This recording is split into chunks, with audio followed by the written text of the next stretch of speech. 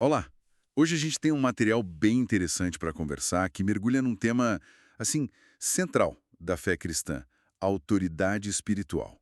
Aquela que os textos dizem que os cristãos têm. Isso mesmo. Temos aqui um estudo bíblico detalhado, uns trechos de discussões sobre Gálatas 5, outras passagens, e olha, a conexão que o material faz entre salmos antigos, Jesus e o dia a dia me deixou bem curioso. Vamos explorar isso juntos? Com certeza. E as fontes, elas sugerem que para a gente entender essa autoridade tem que ir na raiz, sabe? Como os textos definem o inimigo, aquela palavra grega ektros, lá em Gálatas, e como isso se liga às promessas e ao próprio Jesus. É chave. Interessante começar por aí. As fontes falam muito do Salmo 110, verso 1, que Jesus mesmo citou, né? Disse o Senhor ao meu Senhor: assenta-te à minha direita até que eu ponha os teus inimigos por escabelo dos teus pés. Fico pensando, quem são esses dois senhores? Como as fontes explicam? Então, analisando Marcos 12, os textos destacam justamente isso. Jesus, ao citar o Salmo, ele está revelando a natureza única dele, né? Ele é o filho de Davi, o descendente humano, com direito, digamos, legal ao trono. Uhum, a linhagem. Exato, e ao mesmo tempo ele é o Senhor de Davi, ou seja, o Espírito Eterno, Deus que se fez carne.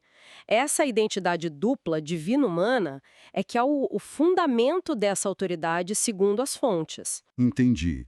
Não vem de um poder só humano. Não vem do Rei Eterno. É um direito legal e divino ao mesmo tempo. Tá claro a origem. Agora, como as fontes falam da transferência ou da aplicação disso? Lucas 10:19, é bem direto. Eis que vos dei autoridade para pisar de serpentes e escorpiões e sobre toda a força do inimigo. O que os textos dizem? Isso é literal. Pisar em bicho Não, não. As fontes esclarecem bem que não é sobre animais literais, não. Serpentes e escorpiões ali são símbolos, né? representam Bom, todo o poderio espiritual do inimigo. A autoridade dada é sobre toda essa força, toda a força. abrangente. Muito. Mas olha, um ponto que o material bate bastante na tecla é a necessidade de usar isso com sabedoria, com maturidade espiritual. Assim. Não é para ter exibicionismo ou agir de forma imprudente, sabe? Como um bebê espiritual que não entende bem os riscos. Isso me lembra o exemplo de Paulo em Malta, que as fontes citam, Atos 28, né? Ele foi picado pela víbora quando estava servindo, pegando lenha, e não aconteceu nada. A proteção agiu ali, mas o contexto importa, não é? Ele não estava procurando confusão. Precisamente, exato. Ele não foi lá cutucar a cobra para provar nada, nem tentar a Deus. A autoridade se manifestou como proteção divina enquanto ele estava engajado no propósito de Deus, servindo. Entendi. Os textos advertem contra tentar a Deus, mas reforçam a confiança na proteção quando se está andando nos caminhos dele, sabe? Sabedoria e propósitos juntos. Perfeito. A autoridade de Cristo requer maturidade. Mas as fontes também falam bastante de responsabilidade, certo? Que vem junto com essa autoridade. E aí entra a parábola das minas, Lucas 19. Parece central nesse ponto. O que significa aquele servo que só guardou a mina? Sim, essa parábola é, nossa, riquíssima nos detalhes que as fontes exploram, ainda mais no grego original. A mina, ela simboliza o dom, a graça, o recurso espiritual que cada um recebe. Uhum. O servo negligente, ele não investiu. E aqui tem um detalhe, assim, surpreendente que os textos apontam. Ele devia ter colocado no banco. Só que a palavra grega para banco é trapeza, Trapeza? o que significa Literalmente significa mesa. é a mesma palavra usada para a mesa da comunhão. Nossa, que conexão!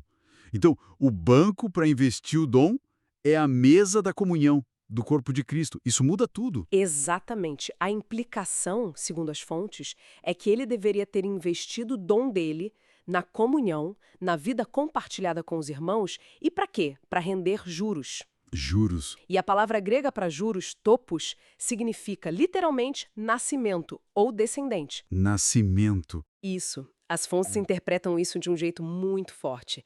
No mínimo, investir o dom na comunhão geraria novos nascimentos espirituais. Salvação, crescimento, multiplicação ali na comunidade. Quem é fiel no pouco, mostra maturidade. Recebe mais. Faz todo sentido. É um chamado para não enterrar o que a gente recebeu. E a parábola termina de um jeito bem sério para aqueles que, como diz o texto, não quiseram que eu reinasse sobre eles. Como as fontes ligam essa rejeição ao reinado de Cristo com a autoridade e a responsabilidade que a gente estava falando? Os materiais ligam isso diretamente ao que chamam de protagonismo da alma. Sabe, a natureza humana, que os textos descrevem como inclinada a querer controlar a própria vida, a se salvar sozinha. Aham. O eu no controle. Isso. O servo negligente, ele teve medo, se apegou ao que tinha, tentando se preservar e perdeu tudo. Rejeitar o reinado de Cristo é, na prática, insistir nesse autogoverno, nesse protagonismo da alma. E segundo a parábola e as fontes, isso leva à perda final. Entendi. A alma que perde a vida, ou seja, esse desejo de autogoverno por amor a Cristo, entregando o controle para Ele, essa sim acha a vida verdadeira. Que jornada profunda que essas fontes trazem. Então, para recapitular um pouco, a autoridade espiritual vem da identidade única de Cristo, o Rei divino e humano. Uhum. Essa autoridade é delegada para quem crê, mas não é um cheque em branco, né? Exige consciência, maturidade e a responsabilidade ativa de investir os dons recebidos na mesa da comunhão, buscando crescimento, fruto. É um convite para viver na vitória que Cristo já deu, abandonando essa tentativa de sermos os heróis da nossa própria história. Perfeito. E talvez um pensamento final que ecoa dessas fontes para a gente refletir. É essa dinâmica, né? Um equilíbrio constante. De um lado, confiar no Espírito, descansar nele, como no assenta-te do Salmo, Sim. e do outro, agir com responsabilidade com o que a gente recebeu, o investir na mesa da parábola. Fica a pergunta para a nossa prática, né? Como seria concretamente abrir mão do nosso protagonismo para deixar Cristo reinar de fato? Começando nas pequenas decisões, nas reações do dia a dia